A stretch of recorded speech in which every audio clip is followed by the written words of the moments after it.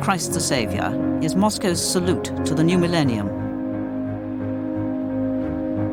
It has been built in only 4 years, thanks to Moscow's powerful mayor, YURI LUZHKOV.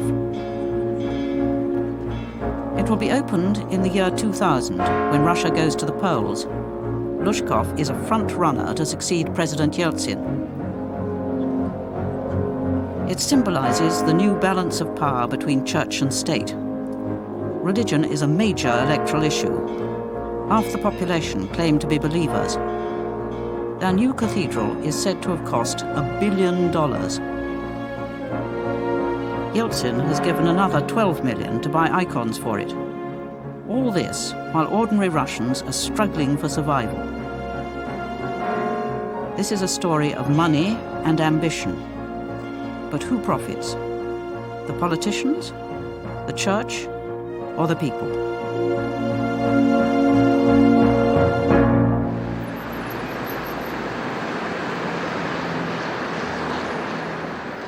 The new cathedral stands on the banks of the Moskva River, just downstream from the Kremlin. It's a replica of a 19th century cathedral that stood here before the revolution. Inside, it is not yet finished. The marble cladding and frescoes are still missing.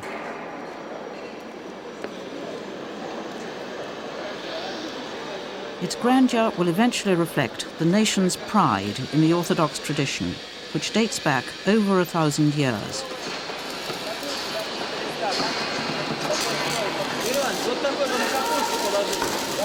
The Cathedral of Christ the Saviour will be Russia's principal ecclesiastical space. В Москве нет больших храмов, потому что все большие храмы, которые вмещали много молящихся, они были разрушены. Поэтому восстановление храма Христа Спасителя имеет особое значение в преддверии великого юбилея. И сегодня это не только символ возрождения веры, православия на российской земле, но и символ возрождения России.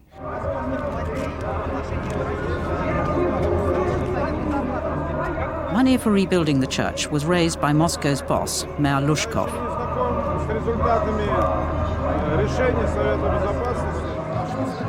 He hasn't yet formally declared he's running for president, but the press follow him as if he had.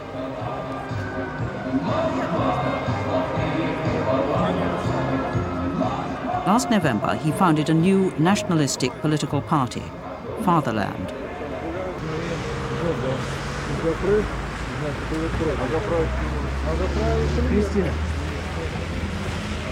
He's in total control of an empire which includes 1,500 businesses and his own television station. And he's been quick to see the electoral advantage of getting close to the church.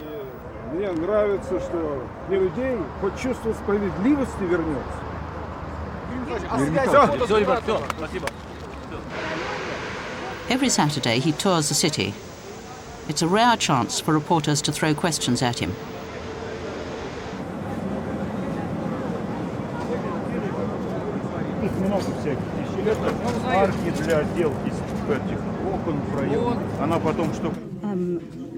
As he's not an Orthodox Christian, I asked him why he's backing the church. И личное отношение и нашего движения Отечества к религиям, конфессиям очень позитивное, ибо мы считаем, что они сегодня взяли на себя главную ответственность воспитания, душевное воспитание тем моральным ценностям, которые идут еще от Христа и которые в последние годы у нас довольно основательно подзабыты. И если раньше ответственность такую несла коммунистическая партия и, как вы видите, не справилась с этой задачей совершенно, то теперь ответственность взяла на себя религия, церковь. Спасибо. Все, уже говорили о президентстве еще раз. With LUZHKOV, when it's over, it's really over. The cathedral is only one of LUZHKOV's ambitious building projects. He's transformed Moscow city centre. giving it the speed and glitz of a Western capital. While LUZHKOV talks finely of morality, gangsters have turned Moscow into a city of vice to rival Las Vegas.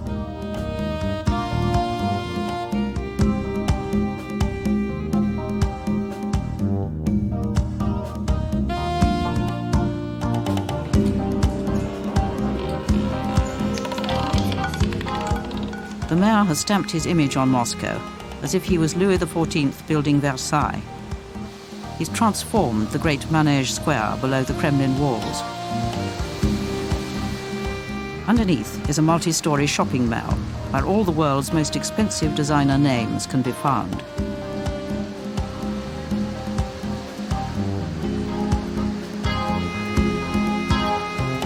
There are now two parallel economies in Russia. The ruble economy, where bare survival is a struggle, and the dollar economy, where designer luxuries are important status symbols.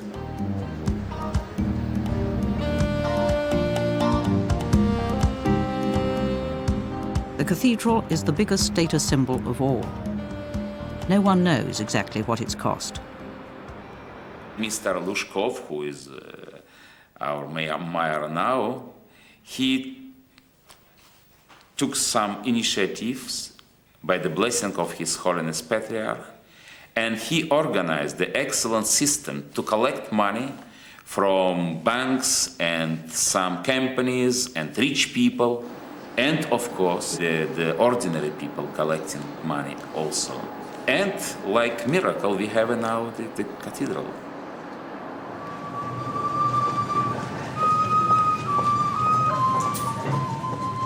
But was it right to spend so much on a cathedral when Russia's economy is in ruins?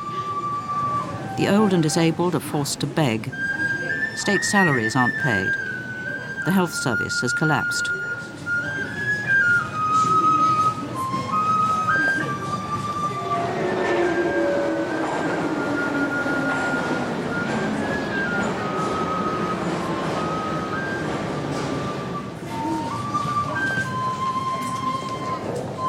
A respected former member of parliament, a priest who was thrown out of the Russian church for criticizing too loudly, is fighting for justice.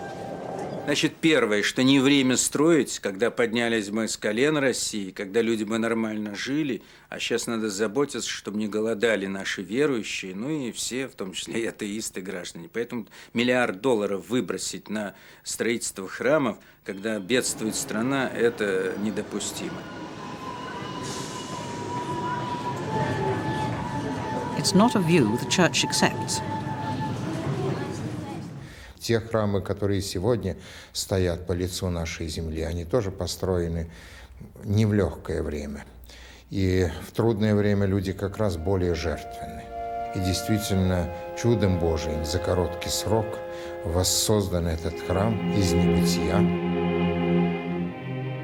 The Orthodox Church returned to favor in 1988, after 70 years of oblivion. The revolution of 1917 changed the world's fate and almost destroyed the church. Within weeks of seizing power, Lenin launched an intensive attack on religion.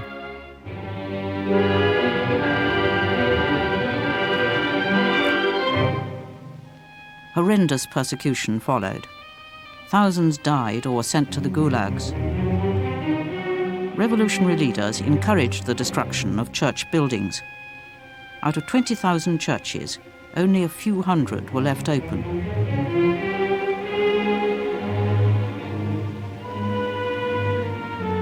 The original Church of Christ the Saviour had been built to celebrate Tsar Alexander I's victory over Napoleon in 1812. Tchaikovsky's 1812 overture was commissioned to mark its consecration.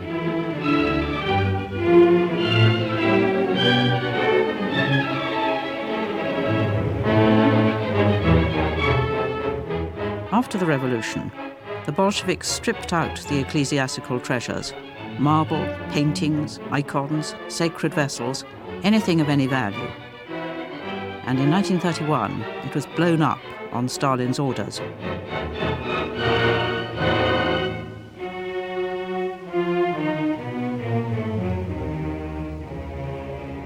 It was a shock for all Russia because the Christ Saviour Cathedral was built as a symbol of the Orthodox faith of our people and as a symbol of our victory after the Napoleon War.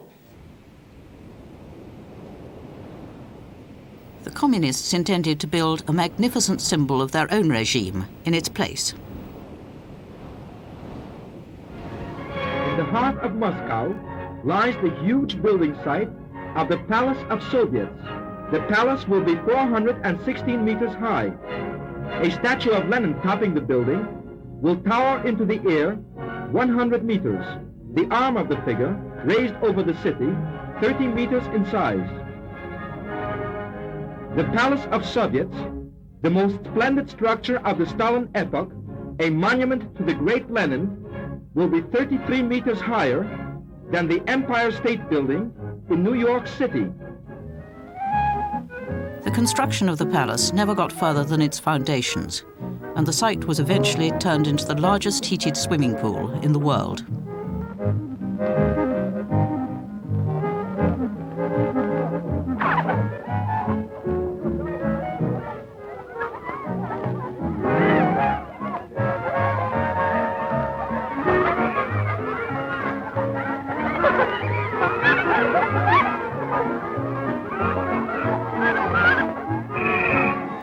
The Church of Christ the Saviour stands where a generation of Muscovites learned to swim.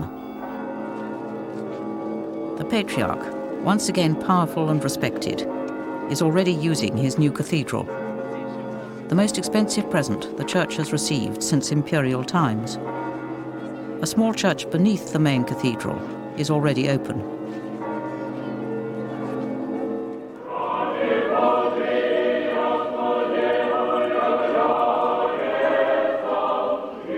The Orthodox Church is the only institution in Russia whose hierarchy has survived the collapse of communism wholly unchanged.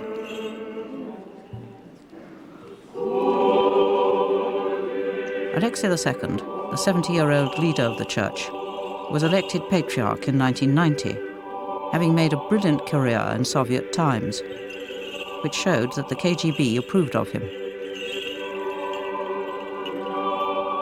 Throughout the Soviet Union, priests had to work with the KGB.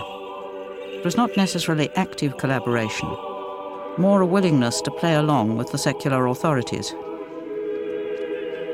Alexei's KGB code name was Drozdov, thrush, a singing bird.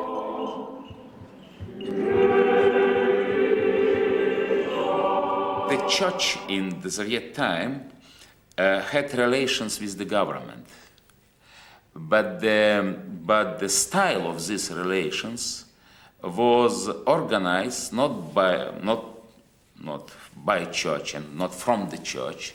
The government organized a spatial system of relations between church and state. And two government organizations took part in this process, the Council for Religion and KGB. And for the religion leaders in that time, there was only one chance, there was only one possibility to have a dialogue with government, to have a dialogue with KGB and the Council for Religions. Metropolitan Kirill, Alexei's number 2 and Bishop of Smolensk, also had a KGB codename, Mikhailov. At grassroots level, some priests turned into spies who were prepared to fabricate denunciations. But the KGB was not all bad. At the top of the tree, bishops like Kirill worked to bolster Russian interests abroad, helping to swing the World Council of Churches behind Soviet foreign policy. Kirill is a pragmatist who has learnt to work with any regime to advance his cause, the redemption of mankind through the Orthodox faith.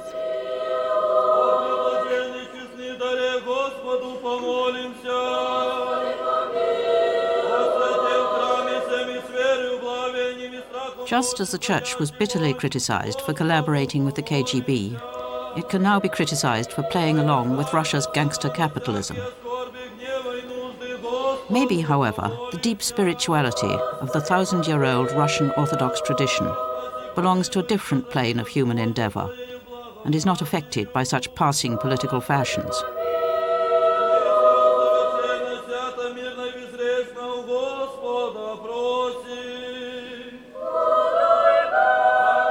Kirill has publicly expressed his messianic belief that only a transformation based on individual redemption can save Russia, and beyond Russia, the world.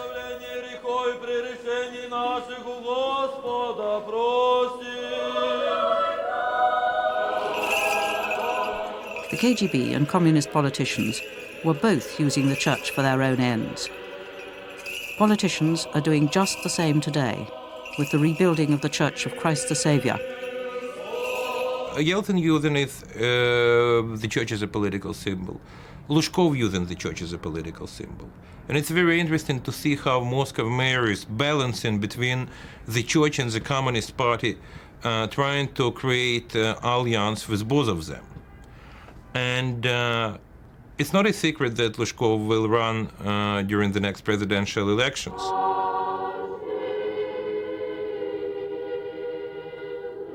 Although Yeltsin and LUZHKOV both climbed to power through the brutally atheistic Communist Party, they have seen the electoral advantage of identification with the church. But even with the cathedral full of scaffolding, they hurried to be seen attending the Patriarch's service.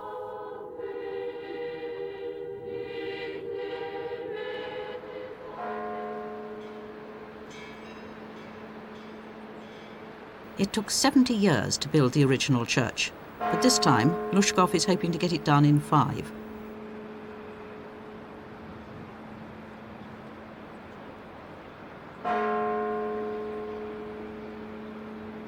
The mayor regards the project as a vast job creation scheme.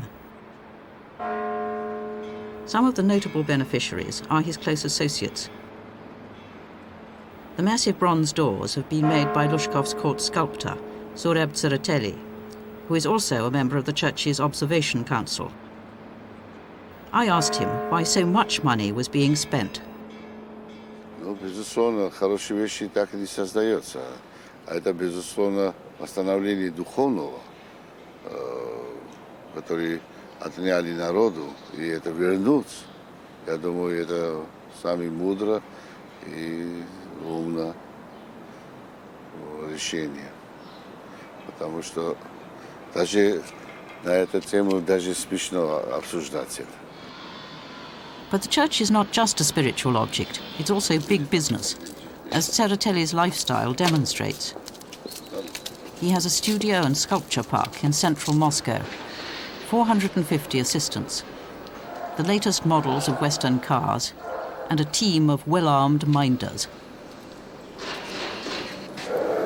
Apart from the church, Tsereteli's bronze statue of Peter the Great was his most lavish commission from LUZHKOV. The secrecy surrounding money spent on the mayor's big projects has fueled controversy. Никогда нигде не публикуется бюджет церкви и не публикуется движение потоков денег. Full accounts covering the expenditure of the church, or on the church's behalf, are kept well out of the public eye. Москвичи-пенсионерки остались, никакой нет у нас, я бы сказал, сейчас компенсации за то, что рубль рухнул, им невозможно жить, и сейчас наиболее ясно, что христиане так не могут действовать. У храма Христа Спасителя стоит самая строгая охрана. Я должен сказать, вот как бывший депутат, что гораздо легче получить цифры по военному бюджету у нас в России, чем бюджет вообще Московской Патриархии, куда он девается, и особенно по храму Христа Спасителя. Истрачено, ну так по грубым подсчетам, свыше $1 миллиарда. At the Duma, Russia's lower house of parliament, deputies are also trying to discover how much it cost. But even in the corridors of power, there are no satisfactory answers. Lack of transparency is making people fear that money has been wasted or misappropriated. I talked through an interpreter to Lev Levinson, who works for a member of parliament. He has combed through all the available records and has many pointers, but no definite answer.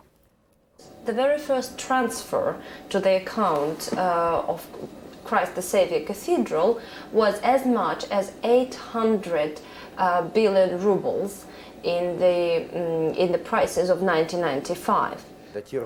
We also have a letter dated September 1994. The letter was signed by Patriarch of Moscow, Alexis II, and Mayor of Moscow, YURI LUZHKOV, where they are appealing to Boris Nikolaevich Yeltsin, the President of Russian Federation, asking about funding for the building of Christ the Saviour Cathedral. And the figure that is about 80% was to be subsidized from the state budget. In the end, the government didn't pay in cash, but gave donors big tax breaks if they contributed to LUZHKOV's fund. It is Levinson and GLEB who have worked out that the cost of the church is around $1 billion. That's 1,000 million. We know that over 2,000 billion rubles, roughly $500 million, of the fund's money has already been used.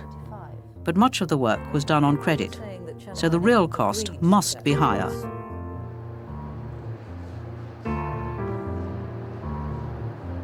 The names of the companies who contributed are carved in marble plaques beside the lower church. They make a gilded memorial to LUZHKOV's fund for the reconstruction of the Cathedral of Christ the Saviour.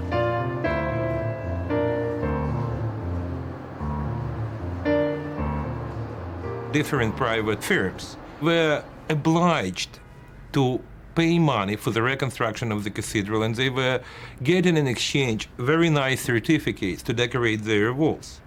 Very often when they refused to do this, they immediately had some problems with financial inspection, which started to check their registration documents or did some other things.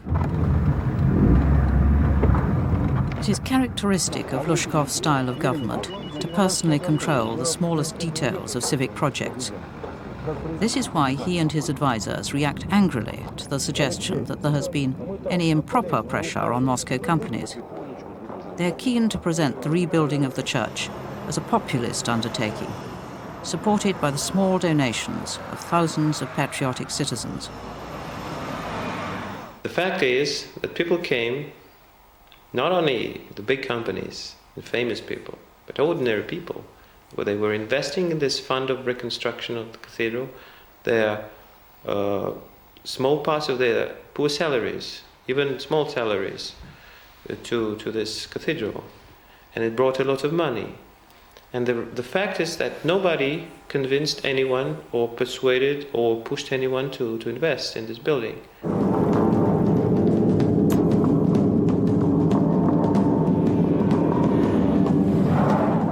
People have been encouraged to contribute through television advertising. The Patriarch is reported to have been delighted by the way this advertisement portrays the church unifying different sectors of society.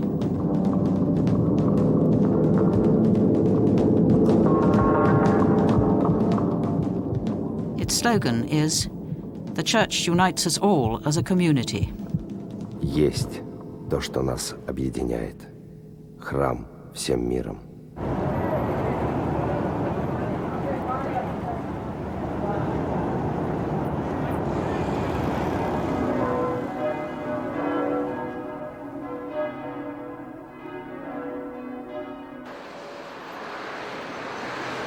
Money is reaching the church from many unconventional sources, including profits from business deals. In the mid-1990s, as the new cathedral began to rise, the church got tax breaks from President Yeltsin on the import or sale of various products such as crude oil, alcohol, and cigarettes.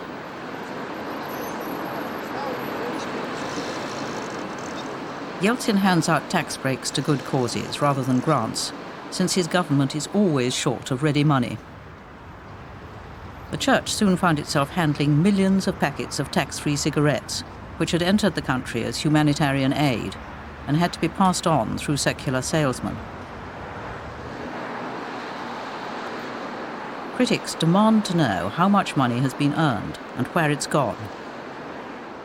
Нет, никогда этот вопрос не отвечает. Хотя говорят, и в большинстве случаев ответы раньше были такие всегда, что гуманитарная помощь, да, к сожалению, водкой, да, мы торгуем и папиросами, сигаретами, но мы их торгуем продаем через торговую сеть, а денежки идут в церковь. Ну, нам нужны церковь. Опять, куда идут церкви? Because the people gift us their goods.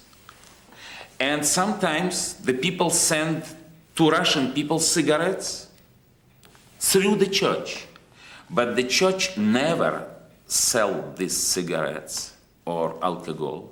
The special government organizations and special secular organizations sell the cigarettes, all distribute these cigarettes, for example, between the army in Chechnya or in other places. But some journalists present this picture from very wrong side.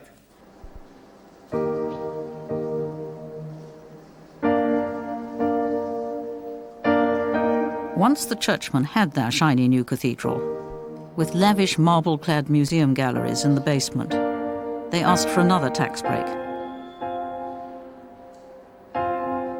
They wanted $12 million for the best icons money could buy.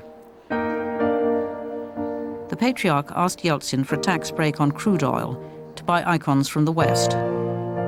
But Yeltsin gave him $12 million from the foreign currency reserves instead. It was 1996, another election year, and Yeltsin got re-elected. No one has ever spent that much on icons. Why was the church so keen to buy them? For the Orthodox people, the icons, it's not only subject of culture, it's the very important part of the spiritual life, the part of our cult, of our liturgy. And in New Cathedral, we will have the beautiful icons for this. In the Middle Ages, the majority of people was unliteral. The icon was like theology in colors.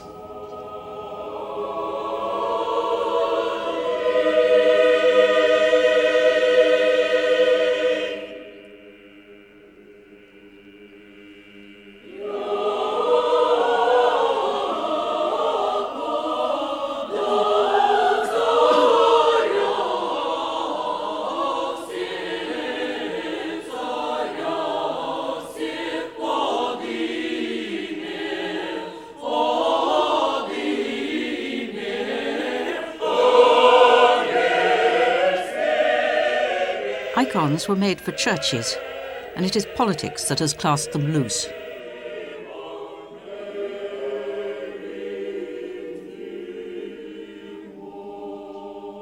While the icons bought for Christ the Saviour have their religious value, the story of their purchase is one of worldly financial dealings. Ironically, they first became marketable items as a result of communist zeal.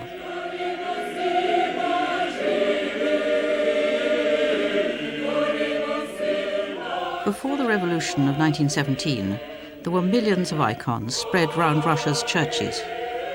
But it is estimated that only 5% of them have survived. Amongst them, the icons of Moscow's Rublev Museum, where icons rescued by believers were brought in Soviet times.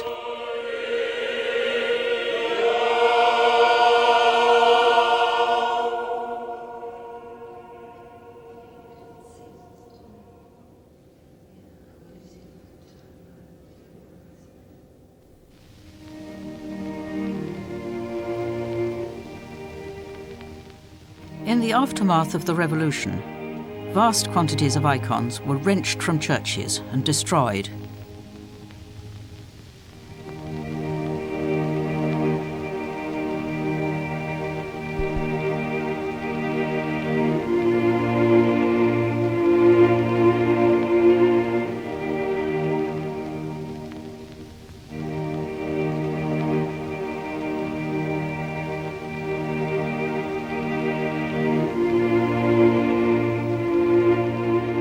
Across Russia, as the churches have begun to reopen, the memory of their desecration remains vivid. Большинство церковных икон подвергалось уничтожению. Иконостасы рубились, вот иконы. Что-то отбиралось в музее, вот, это, может быть, как-то сохранялось. Что-то в то время, значит, уже и за границу продавалось из икон. Таким образом, 26 храмов, вот сохранился один, сейчас открыто еще 2. Помаленечку, так сказать, религиозная жизнь восстанавливается уже в условиях религиозной свободы. One of the world's leading dealers in Russian art started his career in the 1970s, combing the countryside around Moscow for icons. There were all sorts of different icons that could be found in that area at the time. I remember we pulled up once to sort of local store where a whole bunch of guys were hanging around. And so we just came over and said, hey guys, we'll pay you 5 rubles for any icon that you're going to bring. And so they brought about 100 icons that they collected from their mother-in-law, from their relatives, from their churches. One of the most common approaches to little old ladies was you knock on the door and say, Babushka, we're artists, restorers from Moscow. And so we came over here to look at your icons. Very often the icons were purchased for nothing by enterprising young men.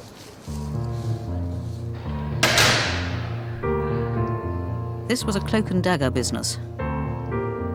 Men with brown paper parcels climbed the stairs of Moscow apartment blocks in constant fear of arrest. If you were caught trading in icons, it was 10 years in prison. With their exchange value in the West, icons became an alternative currency. Moscow was the schooling ground for a Dutch art dealer who has pursued a well-publicized career in art fraud. I connected with a couple of groups through contacts you made there. I mean, you went out, you had like restaurants where the beau monde from that time could spend their money. You did business over the table, you did business in a hotel. You had to get drunk with these people because if you didn't get drunk with them, they wouldn't trust you because, only a drunk man and a child to speak the truth. So I've been buying icons that I saw them dancing on the wall, and I've been buying them with one eye closed like this. There have been export controls in Russia since 1917, and smugglers had to find ways round them. Third world diplomats were a favourite option, since their luggage had diplomatic immunity and could pass automatically through customs. African students studying in Moscow were also used as carriers. They would take icons by train to Berlin, where they handed them over to local dealers. I got them out of the country by different ways. I mean, if there is such a severe system as there was in Russia, you have a lot of people who are looking for possibilities. You had the diplomats, but diplomats, they were not always trustworthy because, you could only control them so far. So you learn, you lose a couple of shipments. There were different ways. For instance, there were the tour operators, the bus drivers who you could bribe. Slowly, I try through my gallery, which I had in Amsterdam at that time, sell the more commercial pieces and select the better pieces for my collection. In the 1970s, Van Rijn formed a distinguished collection of icons, which he subsequently lost as a result of a bankruptcy. And in 1996, it was this collection that the Patriarch planned to buy with Yeltsin's money.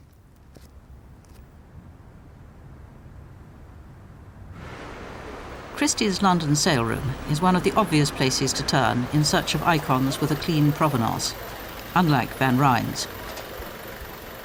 But the icons they sell are rarely of the exceptional quality the Patriarch was looking for. At their December auction, most prices were below the £10,000 mark. At 2,200, your bid, sir. At 2,200. Paddle 86, thank you very much. Back in the 1970s, Christie's used to sell icons for Novo Export, the Soviet government's official export agency. 500. But the official icons were never much good. The best icons left Russia with smugglers like Van Rijn. So buying icons in the West meant the Patriarch risked ending up with smuggled goods. The Church's big bucks made it vulnerable. £7,000, commission bidder, all done at 7,000. Paddle 1032. The Van Rijn collection was stored in Christie's high-security warehouse, though Christie's may not have known it. Metropolitan Kirill came to view it there in 1996. His intention to buy may have been undermined by discovering Van Rijn's notorious reputation as a smuggler. While he was in London, Kirill was offered another collection by the Axia Gallery. It was known as the Prince Michael Collection. Then a third collection popped up, icons gathered from various leading dealers and offered through a Swiss company, Presidio Investments. The churchmen were innocents, ripe for fleecing in the wily international art market. So the Ministry of Culture set up a commission to help them make their choice. Я даже был не только членом комиссии, по сути дела, я эту комиссию собирал. А если вас интересуют просто подробности, это было довольно случайно. Я был по своим делам в министерстве, и Светлана Михайловна Блинова, один из ответственных сотрудников управления музеев, вот попросила меня посмотреть те слайды, которые были присланы. We found several of the commission at Sergei Posad, an ancient monastery 50 miles from Moscow. The monastery was the headquarters of the Orthodox Church during the Soviet period. The Culture Ministry's specialists confirmed that they had been asked to choose between 3 possible collections. But they themselves were mystified about what icons had been bought and how they could have cost nearly $12 million. Что-то якобы принято, но от коллекции принца Михаила отказались, а стали приобретать одну из тех вот швейцарских коллекций, которые тем ценам, которые, во-первых, предлагались, явно не соответствовали. Они значительно хуже были, хотя там были интересные вещи. A Moscow museum curator secretly showed us photographs of some of the icons offered from Switzerland. Amongst them are 3 we know to have been bought. The Church will only confirm that it bought a collection from Switzerland and refuses to say what it contained. Очень вероятно, что большая часть тех икон, которые мы рассматривали, была вывезена из России, причем не в такое уж давнее время. Некоторые иконы проходили в литературе 60-х, 70-х годов, но многие иконы, наверное, все-таки были вывезены совсем недавно. Таким образом, предполагалось, что государство будет тратить деньги на вещи, которые принадлежали когда-то России же, но были незаконным образом вывезены, и теперь предполагалось, что они будут закуплены по ценам, которые намного превышают возможные, вероятные цены на внутреннем рынке. Вы знаете, я не могу сказать точно, но я знаю, насколько это запутанная история. Я постоянно, общаюсь с специалистами Министерства культуры, которые отвечали где-то за этот вопрос, и они до сих пор не знают, где та коллекция, на которую было отпущено огромные средства, я сейчас точно не помню цифры, это, по-моему, $12 миллионов, если я не ошибаюсь, на приобретение этой коллекции. Где эта коллекция, никто не знает. Что якобы куплено, но то, что куплено, никто не видел. Никто. Back at the Duma, the Culture Committee has taken up the issue of the missing icons without success. They are concerned that there may have been a huge waste of public money. Для приобретения коллекции икон для храма Христа Спасителя деньги были выделены из государственного бюджета. Это редкий случай, потому что, вы знаете, по законам, по Конституции церковь отделена от государства, и поэтому при сегодняшнем очень сложном бюджете, при крайне слабом финансировании культуры, как вы понимаете, культура связана не только с церковью, это более широкое явление, выделение такой большой суммы, это $12 миллионов, естественно, что эти деньги, они являются государственными, и для меня, как для депутата, не безразлична их судьба. In response to Gudima's inquiries, the Finance Ministry sent her a letter explaining that the church had been allocated $11.8 million out of the nation's foreign currency reserves, of which 10.5 had already been spent. The Patriarch had signed a contract for the purchase with the Swiss company, Presidio Investments, and the works of art were now in storage at the Patriarchate.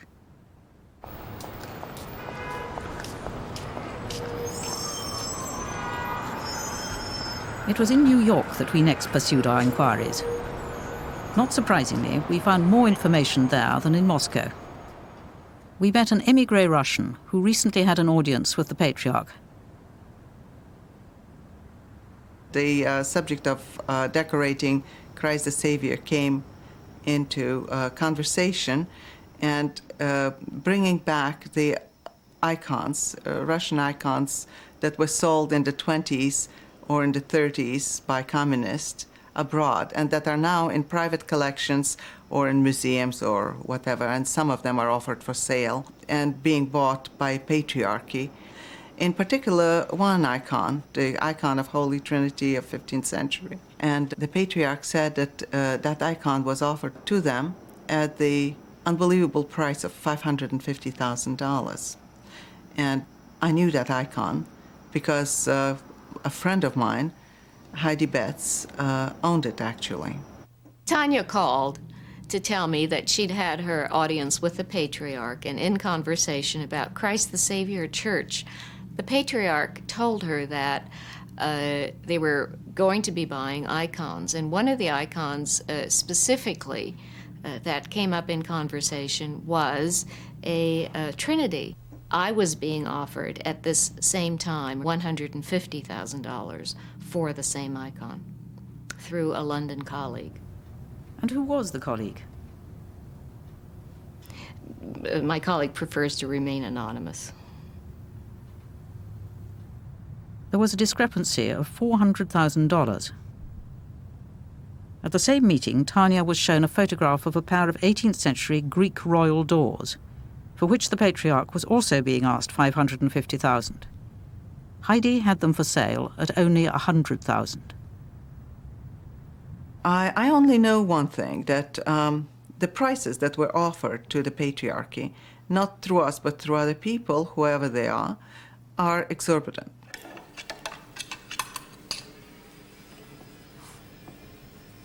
Has the church been overcharged? Their determination not to show the icons and obsession with secrecy has given rise to suspicion and rumours of skullduggery. We have asked several times for permission to film the icons, but without success. We were always told they were being studied or restored, but could find no art historians who were studying them, or restorers who were restoring. What had been bought, and why was the whole transaction surrounded by so much secrecy? Finally, I went to the Danilov Monastery, the headquarters of the Russian Orthodox Church, to try and discover what had been going on. Why had they made the purchase? The official spokesman was polite, but uninformative. I didn't participate in the process, and I think it's quite normal that such processes are not always revealed to the public. I'm not very much sure the Church is obliged to reveal every aspect of its activities, or the activities of the state, or any of commercial structures, or any of the experts related to this collection of icons, but of course everything which is normal to reveal will be presented when the exhibition is opened.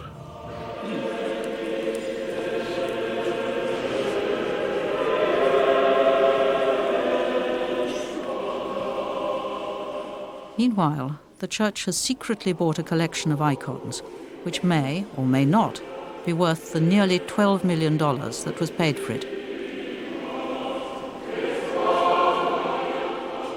A multi-million-dollar cathedral has been built, but no one knows exactly where the money came from or precisely why the donations were made.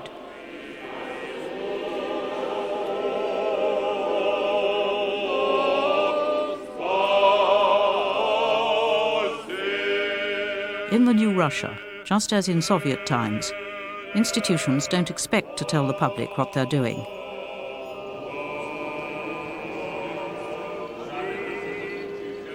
There has been one miraculous change, however. The voters returned to spirituality. After 70 years of hiding their faith from the political authorities, half the population now publicly claim they're believers. It's brought church and state back together in a pragmatic embrace.